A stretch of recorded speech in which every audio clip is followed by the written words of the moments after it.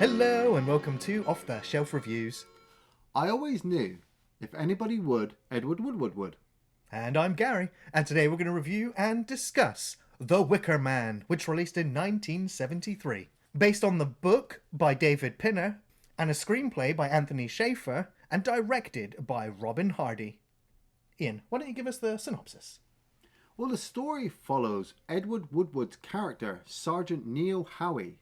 He's a police officer who's been invited to a Scottish island, Summerisle, to investigate a young girl's disappearance. When Sergeant Howie gets to the island, he realizes that not only are the locals keeping information from him, but they could also be trying to do something nasty to this little girl. Howie attempts to save her and himself before time runs out. Oh God! Oh Jesus Christ! So this film has been, well, highly regarded as not one of the most iconic, well-regarded British horror films ever made. That being said, when this film released in 1973, it kind of bombed. This was released and tagged along with Don't Look Now, the Donald Sutherland movie. one. Yeah. And so this film was regarded as the tacky B-movie that was put into as a double bill with that one. Oh, wow. On top of that, British Lion Films, that owned the film, that produced the film, Yeah. one of the co-owners of the company, Michael Dealey, had an instant disliking to this film and tried in every possible way to delete this film from existence. Wow, okay. As such, Lion Film Studios was merging with EMI Films Limited, and when the vaults were emptied, they accidentally deleted and lost all of the original archival material of this film. Wow. That being said, there's also rumor that a lot of those tapes and film reels were used in the landfill, which would eventually be the M3 motorway, which was buried on top of it. So Right, yeah, all yeah. original copies were lost, and it was Roger Corman who was sent an original cut of the film who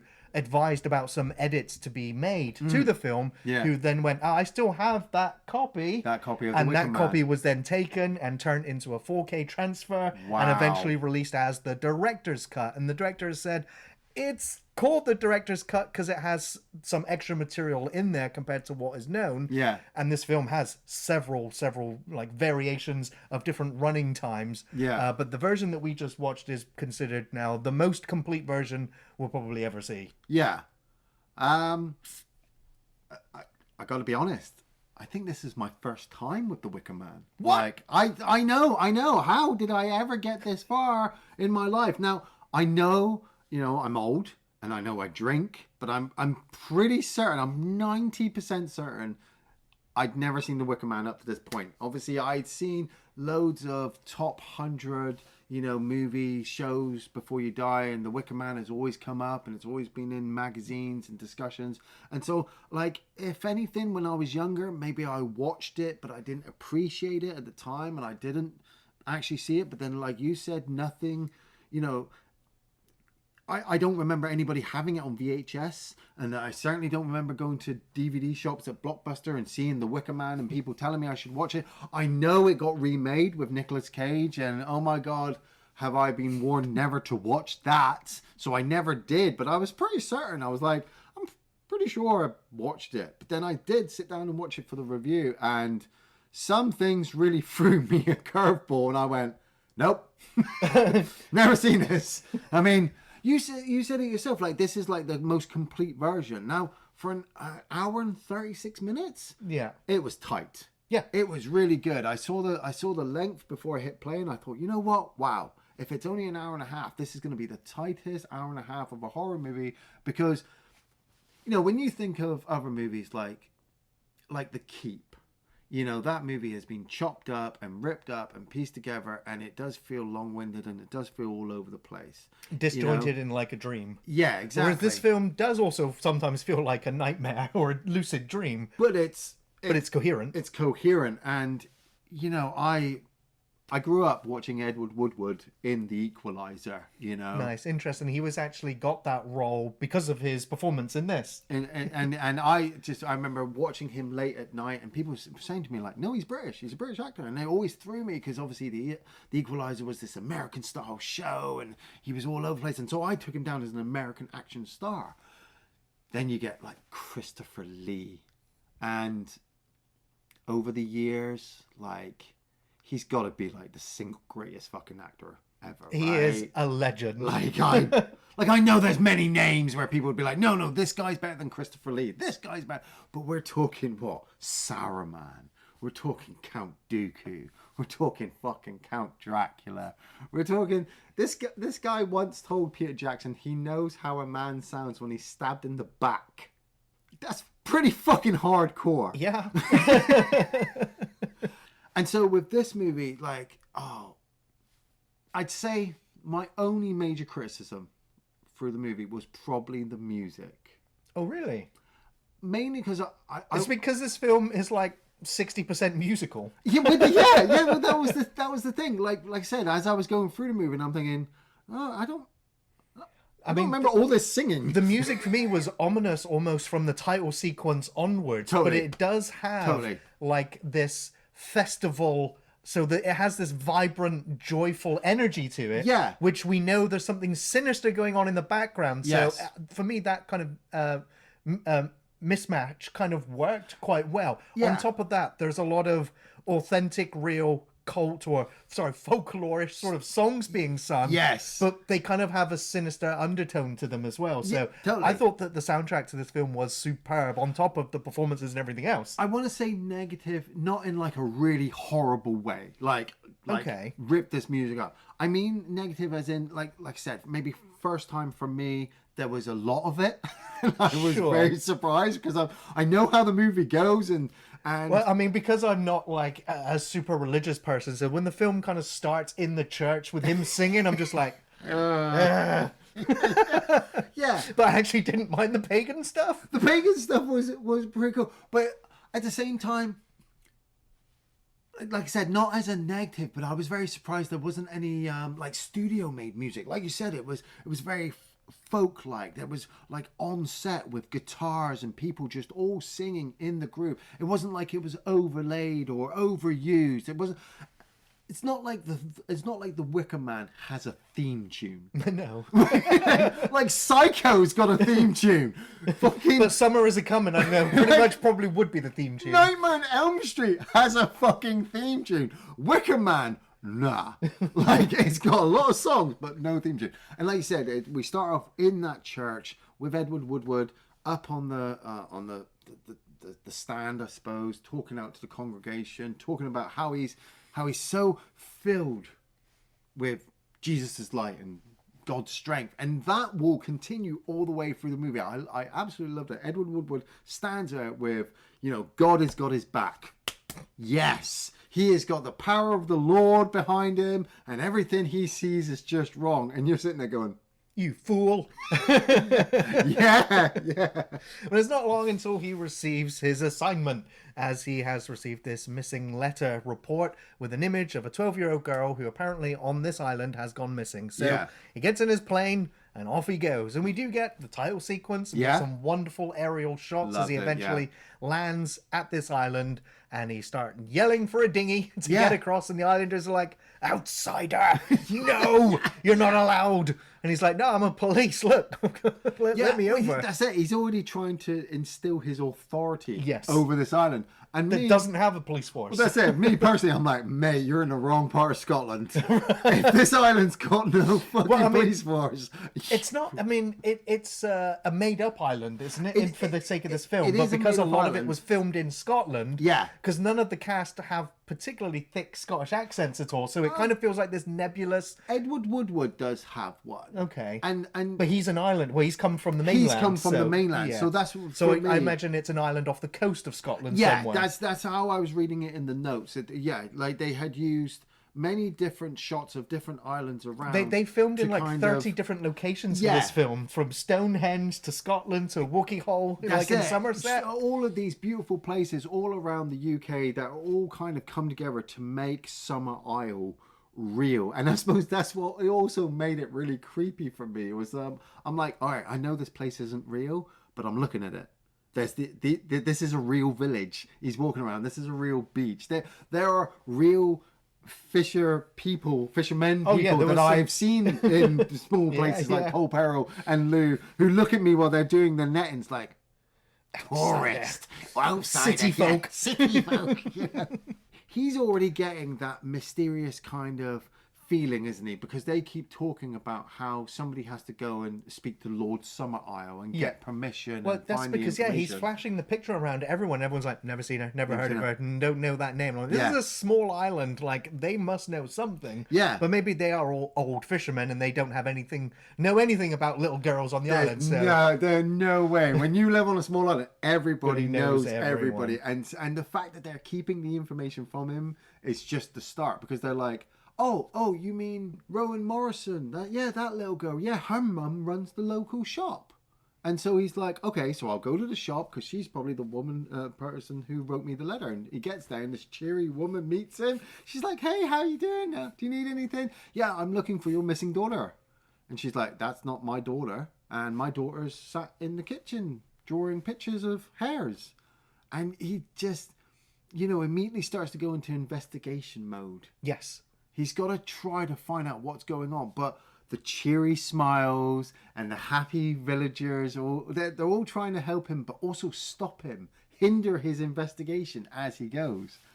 When he gets to the local pub, this was possibly the first inclination for me that I'd never seen this movie, because after the sing-song in the pub... And what are they singing about? They're singing about the landlord's daughter, who... I mean, even to Sergeant Huey, when he first sees the landlord's daughter, even he is like blushing a little bit. Man, at her, apparent beauty. Well, Britt Ekland. I mean, Britt Ekland is the actress used for her visually. Yeah. But I think they got somebody else to voice over her. Yeah, she And to got do very annoyed that I think she may have been mistaken. I've not researched this fully, but I think she thought she was dubbed over, as well as had a horrible body double for her lower nude scene. Yeah. Which that was true, but the voiceover or the dubbing may not be accurate. Right. And she may have been misinformed. But yes, or I am. Beautiful actress there, and just the idea that pretty much every person in this pub, I think the girls as well, they've all had sex with the landlord's daughter. Well, the way they sing about her and the way that Oak sort of carries her off screen. Yeah. It's like, okay, something, but Howie is just, he's not happy. They're all singing, they're all laughing, they're all having a fun time. He's there on serious business and nobody's taking him serious. And he goes outside and goes to a field. And I was questioning, like, is this a dream? Because it felt like a dream sequence, like something had been added into the film. He goes outside and he goes to a field and there's loads of people having sex.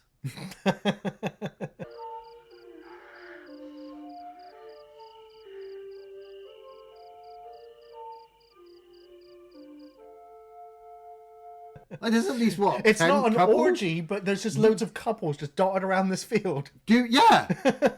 I know there's places that people go for kissing and stuff and sitting in the backs of cars, but like what are they putting in that beer? yeah, not all British, Scottish, Welsh, Cornish, Irish people act like this in the UK, okay? We don't all just go to a field like they might have done in the 70s. I don't know. It wasn't like that, but I'm looking at Howie like, I was expecting him to start arresting people at this point. And then he goes and he sees there's people in the graveyard. They're watering trees that they've planted all over the graves. There's a naked woman crying at a grave. Yeah, right. Yeah, she's mourning her lost lover, I suppose. Was she mourning? But completely naked? Why she could have just been drunk and been crying on a gravestone.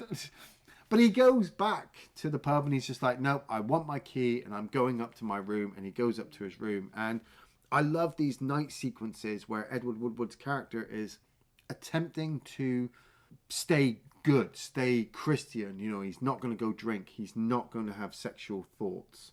Even when Christopher Lee comes to the window and starts shouting for Willow. Yep. He's like, hey, Willow, I got this strapping young lad for you. Off you go. Off you go. Have fun tonight. Yeah, and she's like, thanks.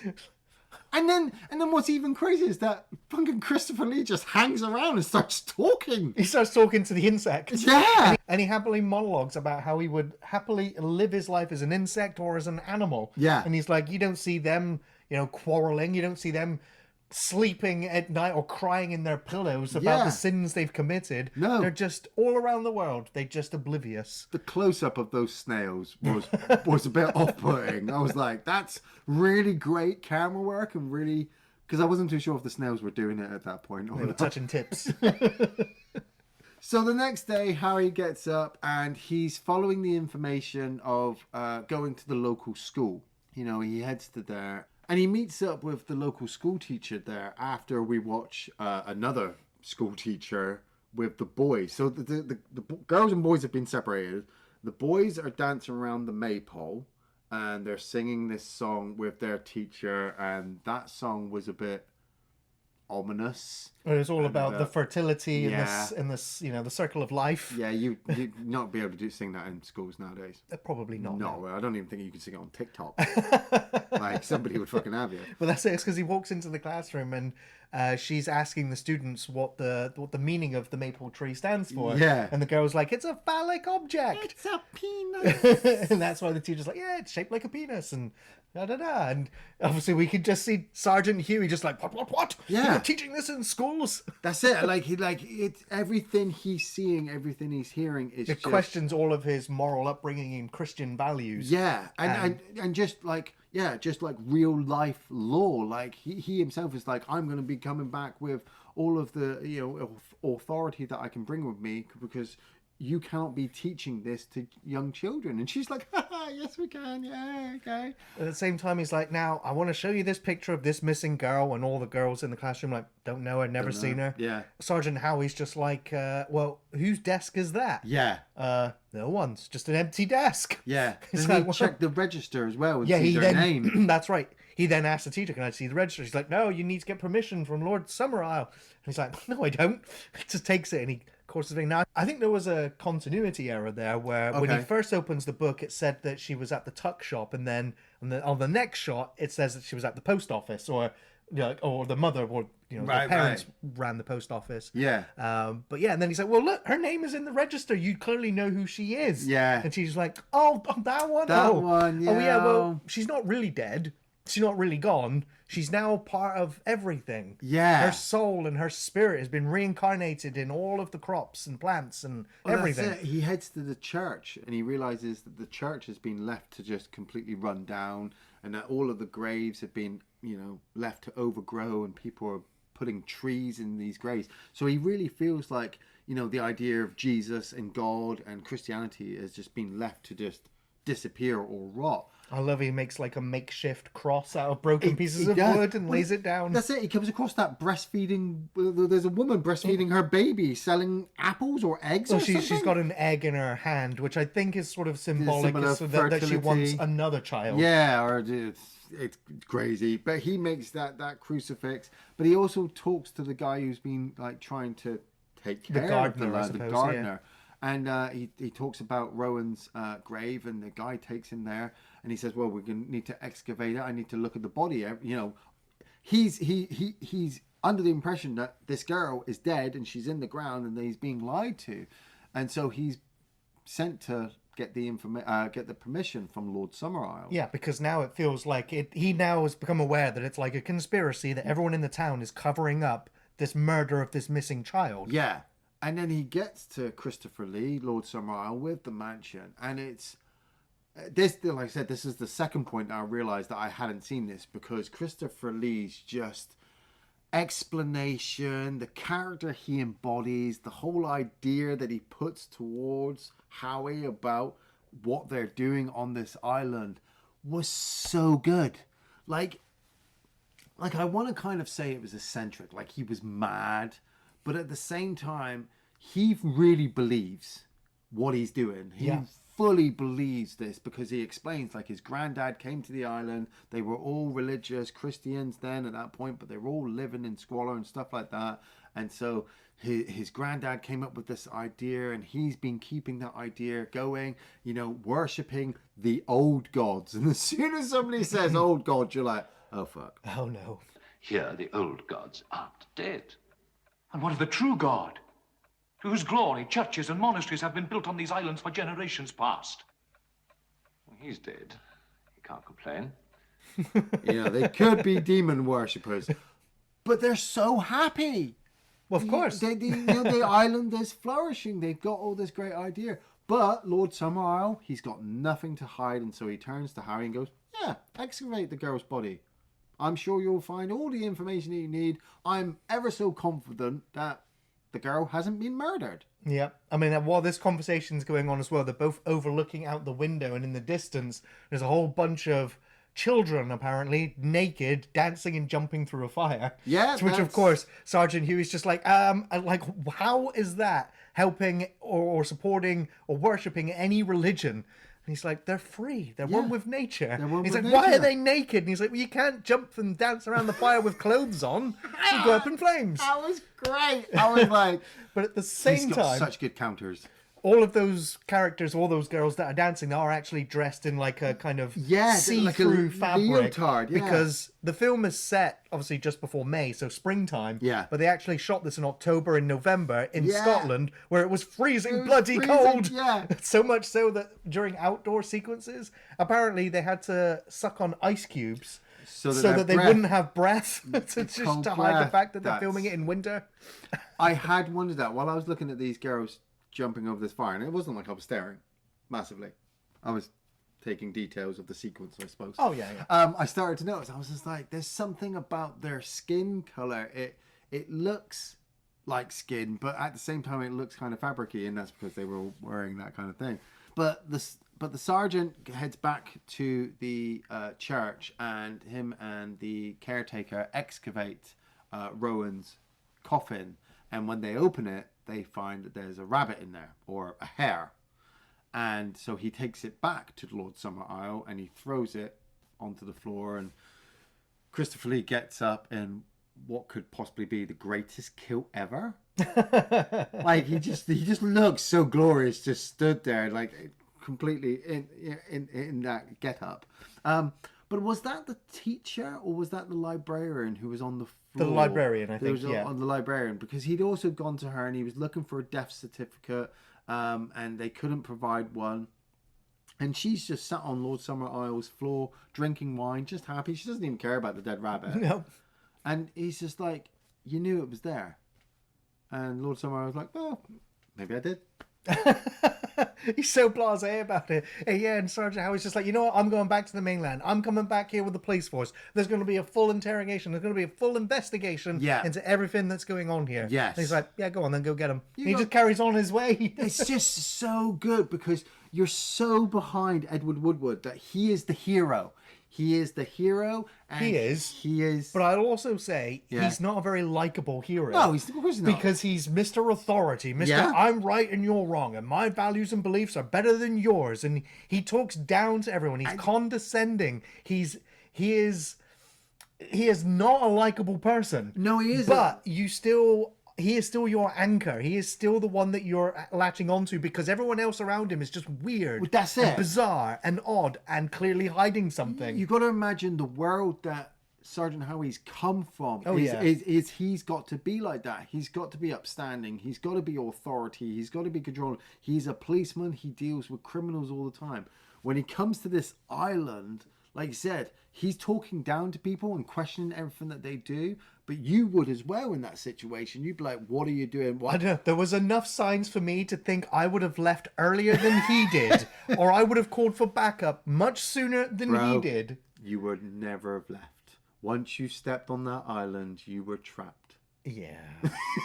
You were... And it comes up to one of the best sequences in the movie is where Harry goes back to the pub to go to his room. But he says to them, I'm going to search every single house on this island and I'm going to look for that girl. And he does. He just seems to break into everybody's house. Yeah. And he finds a woman in the bathtub. And there's a girl pretending to be a dead body in a cupboard.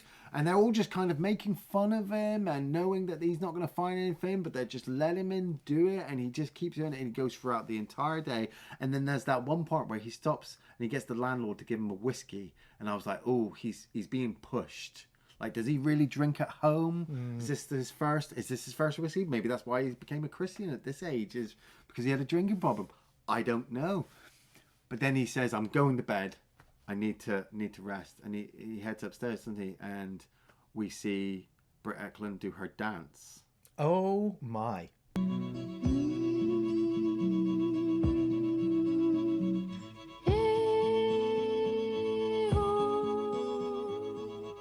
I mean, she starts just topless in the bed, just tapping on the side, Yeah. tapping on the wall, and then before we know it, she's banging on the walls, and she's shaking her head, and she's shaking her booty, and that is where it's all of the butt shots, which were the body double, but she agreed to go topless, Yeah. but she disagreed about showing her rear end. Well, because I mean, it's almost, you can almost see things. Yeah. I wouldn't even know how you would try to film that in 1973 without, like you're lucky this film didn't get an R rating. Well, no, it got an X rating, which is There you like go. unrated, Yeah. almost. That's pornographic. Almost, and it's done so well, because when she starts banging on that, But one she's side of the singing to wall, him, she's seducing him, and he's on the he's other going side out of his the wall. mind. Yeah, because he's like, he could easily just go in there. Well, he does. He opens the door at one point, and he's like, "No!" and he slams it closed again. He's like, "I can't. I'm being tested. I'm being tested, my lord." my And he lord. goes back to bed. Yeah, and he gets woken up late the next morning by Willow, and she's saying to him, like, you know, I called to you last night. Open invitation. Yeah, you should have come in. And he's no. No, I'm due to be married, and we don't believe it's not proper. I'll only have sex once I'm married. Once I'm that's married. the way. You know, and that really hits home that, you know, like, he is pure of heart. And so part of you is just like, oh, man. And also part of you goes, virgin. Virgin. Uh-oh. Uh-oh. But it's like, he goes off, doesn't he? And I think he comes back after he sees his plane has been busted and decides he's going to go up and rest. And the landlord and his daughter, they're talking outside of his room, and he's opening his eyes and he can hear them. He's closing his eyes and he's pretending he's back asleep. And she goes in and she lights this thing to make him go to sleep. And he wakes up and it's a fucking hand. Right? It's a hand candle. Like, why don't we sell more of those? Those would be amazing for Halloween. It probably Hand are. candles, yeah. Apparently, this is where there was some deleted scenes of him having some very vivid and nightmarish fueled imagery, including like recapping and re-seeing some of the stuff he had seen earlier, like the woman in the cemetery breastfeeding with the egg. She like squishes the egg in her hand and so it drops. So it was imagery like that he was supposed to hallucinate and dream while he was under the influence of that burning hand candle. Yeah. But obviously all that's lost, and he still wakes up, knocks it over, and he's like, right, I need to take action now because the May Day festival has begun. Yes. And he'd already done some further research in the library. He was looking at the festival. He was looking at what these pagan rituals actually entailed. And Yeah. I thought it was funny that this old lady kept looking up at him. Yeah. And then I realized, he was reading it out loud. Yeah. She was probably like, shut up, bitch, it's the library. That's what I thought. I'm like, he's reading it in his mind. Why does she keep looking at him? And then I'm like, oh no, he's reading it out he's loud. reading it out loud. Yeah, he's just being a dick. But yeah, he then goes and he takes out the bartender who's getting dressed up as Punch. Yes. And puts on the costume and then joins the festival as they're making their way to the beach. Yeah, and everything he'd read in the library, we see now. I mean, you've got Christopher Lee dressed up as a woman with makeup on, dancing with a sickle and flowers. Yeah. Oh, let's not forget, he was also lured around the town by the guy in the dragon horse thing. The dragon, the half animal, half man outfit thing. That's what actually made him tired before the hand candle. And so you've got that, and he's dancing with them, and he's luring this kind of parade, Yeah. this conga line of all these people. I like it that Lord Summerisle's just like, hey, bartender, have you been drinking your own hooch again? Yeah, why aren't you Dance! dancing? yeah. And you're looking, Edward Woodward's underneath the mask, like, oh, okay, I'll do my thing. Right. And then the three women start running up to him. They start trying to pinch him with tongs and stuff, and he's trying to fight them back and stuff. And there's this whole sequence with like 6 Scottish swordsmen with swords, and they put it round your neck, and you're supposed They to put make your the head in star, it. That's which it. because the part of the ritual could include a decapitation. Yeah. And so they're all chanting cut, cut, cut, and Sergeant's just like, I don't think I want to put my head in That's there. it. There's a point where you're like, it just keeps building up where you think they're going to kill him. They're going to kill him. They must know that he's hiding and all this kind of stuff. But they don't. They even have the little girl who pretended to be dead in the cupboard. She pretends to get her head cut off, but she's still alive. And they're all like, ha ha ha, yeah, this is all fun and games. Yay. Let's go down to the beach. And so they head down to the beach. And God, I loved it. I mean, that coastal walk thing looked really beautiful, especially, with the waves coming in and the sunshine there. And that's when Sergeant Howie looks up and sees the little girl he's been looking for standing in the mouth of a cave. And you get the immediate impression that they're planning on sacrificing her. I mean, at the same time, Lord Summerisle had basically, given you a lot of that information when they met about how the harvest worked. And if it failed, they would have to sacrifice something. And animals sometimes work, but sometimes you might need something a bit stronger. And so Sergeant Howie's just like, nope, I've got to get the girl, and he races up to get her, and he starts running through the cave. And what was really surprised me was, like I said, about the music, not massive negative about the music for the film, but this was the first riffy electric guitar playing as he's running through the cave. It's the most action. Because, I mean, the film has just been talking, dancing, folk music kind of thing. And now it's like, now the mission critical objective is here. And they're trying to escape through the caves together. Yeah. But as soon as he gets to the top, Christopher Lee's already there with some others. The rest are coming up through the cave behind them. Yeah. And the little girl is so happy that she's played her part well. Yeah. She comes running over to Lord Summerisle like, did I do it? Did I do it? Yeah. Yes. Yeah, he's so happy. Everybody's there, and they strip Edward Woodward of his outfit, and they basically explain to him, oh, yeah, mate, basically, last year's crops failed around about this time, and it was such a shame, so we've kind of got to make a sacrifice to our gods. And animals work, we don't mind killing a cow or chicken or duck or whatever, but, human sacrifice, that's where it's really at.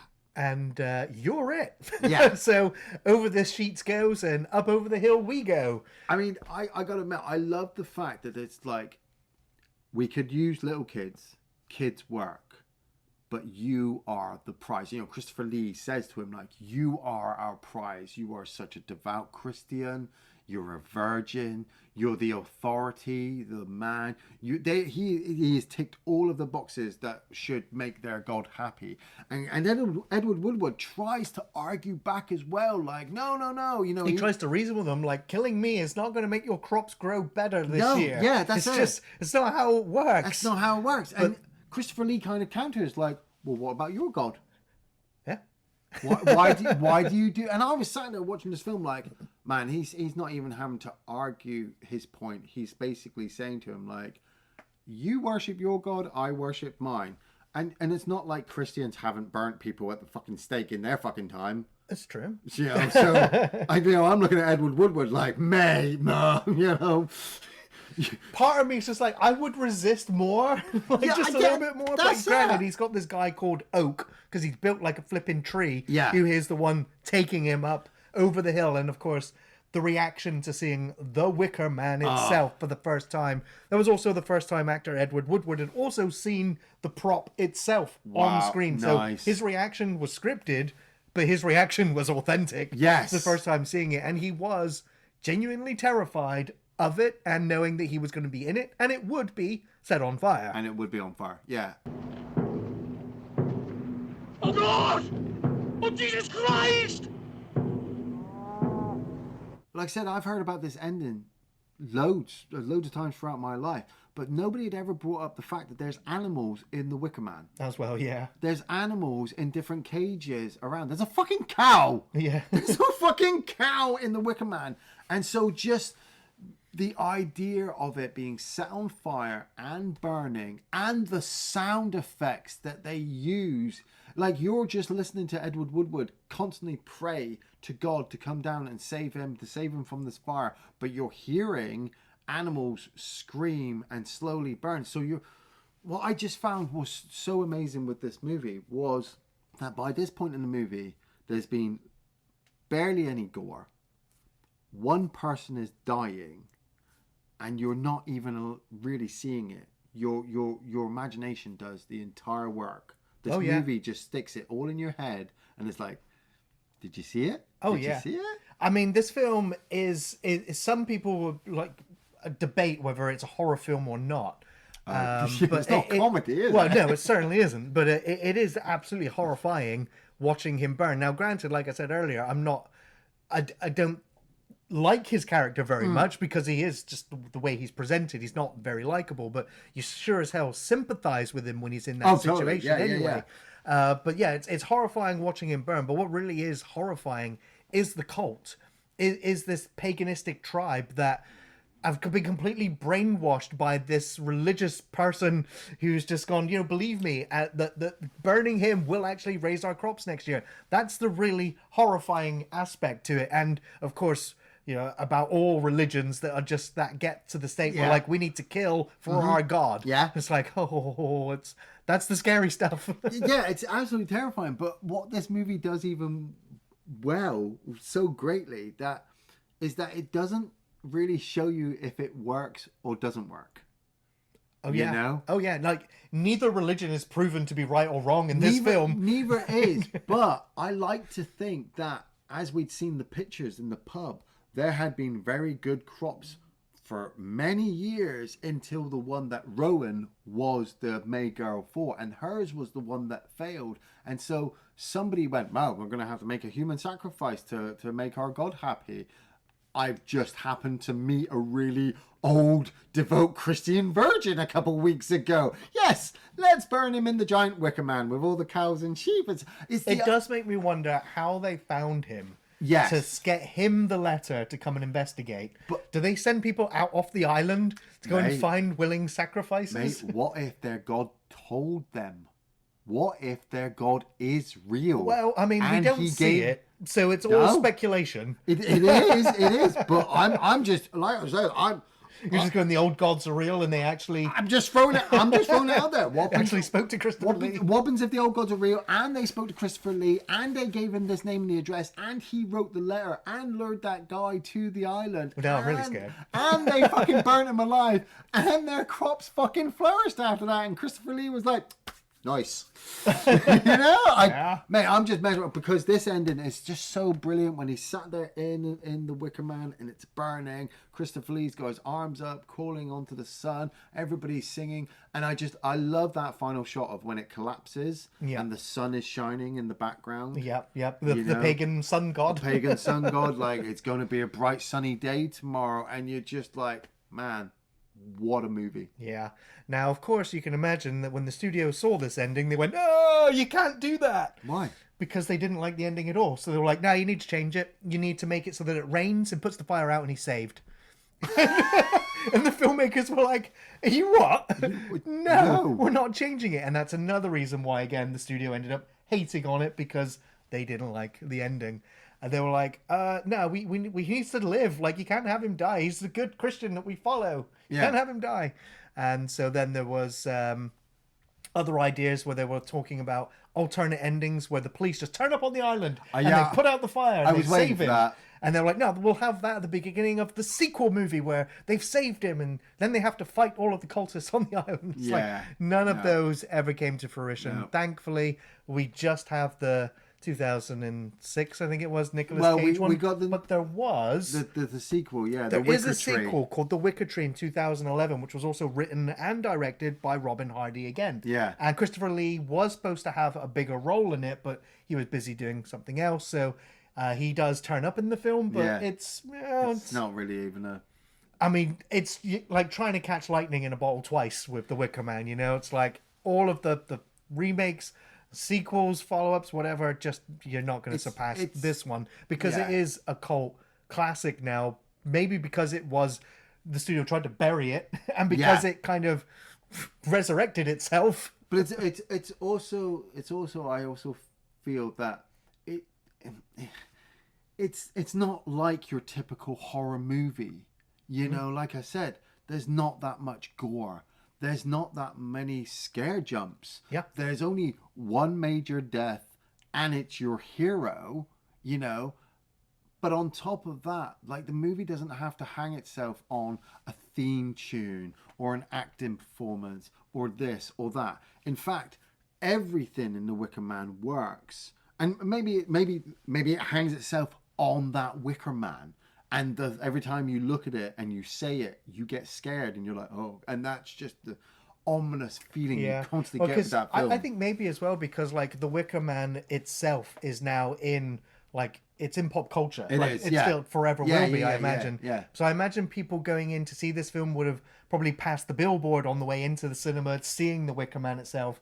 You know, people buy the DVD or the Blu-ray or the VHS now. The Wicker Man is on the cover. Yeah. But when you watch the film, The Wicker Man doesn't appear until the last 5 minutes. Yeah. So it is all building up to that, just like everything in this whole film is just building up to that reveal. Yeah. Yeah. Yeah. So, Iain, what are your favourite scenes from The Wicker Man? Oh, man. It's just like... I'm going to keep it brief because there's just so many. But, I mean, Christopher Lee and Edward Woodward, like, performing on their own and performing together, they really carry this entire movie on their backs. Everybody else, all of the side characters and side actors, they really make the island come alive as well. Like, you're really there. Like we said, it's filmed in multiple different locations, but while you're watching this film, you feel like you are isolated on this island at the top of Scotland that, you know, people know you're there, but they don't know how you're going to get back. Like I said, Lord Summerisle with his explanation about the history of the island and how they need to sacrifice Edward Woodward. Like, his whole speech to him at the end when Edward Woodward himself is trying to fight against... I'm telling you, Jesus is going to come and save me. And it's just like, I fucking hope so, mate, because otherwise you're Kentucky Fried Chicken, mate. The naked dance sequence. Gotta love a naked dance sequence. It's not much to say, is it? It's a naked dance sequence. No, I think I'll just hang it on the naked dance sequence. Yeah.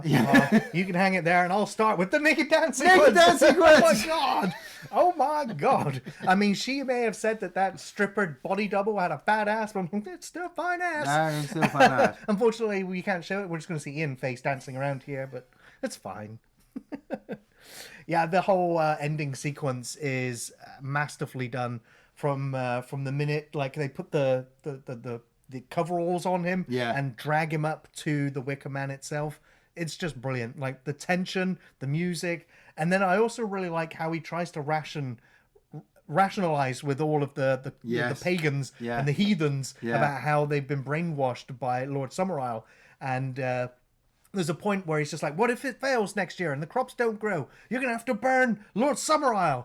And Christopher Lee looks down at the ground like, oh shit, it does fail. But then he comes back and he goes, no, it won't. It will succeed. Your sacrifice will. And so there's like almost a moment of doubt where it opens up this whole can of worms where you're like, does he actually even believe anymore in what's going on? Or is he now just have to keep it going because it's now a tradition? The whole island is now wrapped up in this. He can't get away from it. Or did he look down because his God was saying to him, don't worry. It's all going to be okay. It's going to be okay. Maybe. But yeah, there's a great little acting moment there that just... Yeah, it's fascinating. And then I guess, another Christopher Lee moment is when he's doing the speech when the orgy's going on. And he's just talking about all the insects and how they just don't really care about what's going on in the rest of the world. They're just in the moment at that time. Great moment. And again, another sequence between Christopher Lee and Edward Woodward when he's at his manor, his fucking mansion. Yeah. And it's one of the lines he says where he's like, shocks are so much better absorbed with knees bent. Sit down. Yes. It's just a great little great line. But again, just their back and forth, like, the opposing ideas and beliefs just being rationalized and talked about. It's like Christopher Lee didn't get angry once. No. And Edward Woodward was pushing him, but he was so cool. Yeah. So yeah, some really great sequences there. But they are naked. Naturally, it's much too dangerous to jump through the fire with your clothes on. Well, Ian, do you recommend The Wicker Man? I mean, how is it that you cannot recommend this movie? It's one of the greatest horror movies ever made. You know, it's one of those horror movies you have to see before you die. I think it just works on so many different levels, and the fact that it also doesn't stick to the normal rules that a horror movie is supposed to. You know, you're following the hero all the way through, but then by the end of the movie, you're like, run away, run away. Christopher Lee is outstanding. Edward Woodward is outstanding. Britt Ekland is outstanding. Ingrid Pitt is outstanding. Like, the list for the entire movie, the script is great. As I said, slight negative with the music, but at the same time, if I was watching this again, I'd be ready for it, and so it would just sit well with me. So yes, The Wicker Man. Yes, I'm also going to be recommending The Wicker Man. This is worth a recommendation. It is one of cinema's most iconic mystery, thriller, folk horror films that deserves to be seen, as this is a genuine cult classic. Edward Woodward as the puritanical Sergeant Howie gives a great performance and adds depth to a character that is both admirable and completely frustrating. You know, it's a hero that can be hard to root for, but still feel total sympathy as the real horror presents itself, and Woodward expressed that horror perfectly. Christopher Lee was also excellent, if a little underused, but it added to the mystery as Lee, the obvious villain, embodies a real sinister charm that's friendly and frightening. This 93-minute version has a good pace for a slow burn detective murder mystery filled with some haunting imagery and memorable songs that really heightens the mysterious atmosphere as the pagan rituals go into full effect. There is some great cinematography by Harry Waxman, showcasing the stunning Scottish Highlands, matched with Paul Giovanni's score and folk songs. This is a must-watch for horror fans, cinema fans. This is one of the greatest British horror films. It's unique, it's captivating, it's iconic, and it's disturbing. Flesh to touch, flesh to burn. Don't keep the Wicker Man waiting. Thanks for watching Off the Shelf Reviews.